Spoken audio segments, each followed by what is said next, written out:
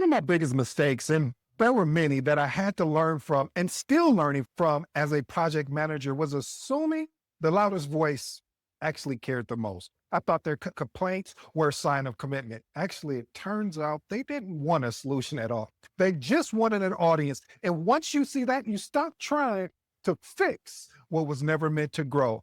I once worked on a project with a team member who was a master complainer, we'll say. It was predictable. Okay, let's be honest. It was almost rehearsed. Every meeting started the same way, along. I'm like, oh my God, here we go with the sigh. Then the folded arms, and then the signature, as we'll call it, the signature open. Houston, we've got a problem. And at first, I gave the benefit of the doubt. I told myself, this must come from passion. They want the project to really win, succeed, have the best. Okay, I'm sorry. Look, but the pattern never changed. Week after week, they pointed out every issue imaginable, timeline, communication, technical gaps, yet never owned a single solution. Suggestions? Ignored. Action items? Oh, you already know they were delayed. Always the first to talk? You probably guessed it, and always the last to act. I kept giving them a chance after chance because I believe in developing people. I thought if I coached them hard enough, supported them with not just words, but also actions and clarified expectations enough, they'll eventually step up.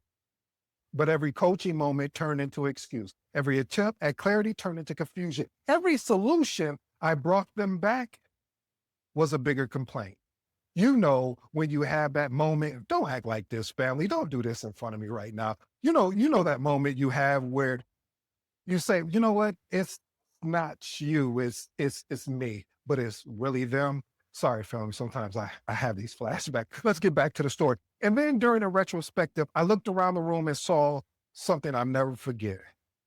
My team, frustrated, confused. Okay, they were just drained from the project, not from the workload though, but from the noise. They weren't tired of the problem. They were tired of the person avoiding the solution. Therefore, I learned something critical. Some people don't want progress. They want the permission to stay exactly where they are. They don't want the fix. They want the floor. They don't want the solutions. They want the spotlight. Matter of fact, they don't even want accountability. They actually want an audience, and therefore I had to change how I led.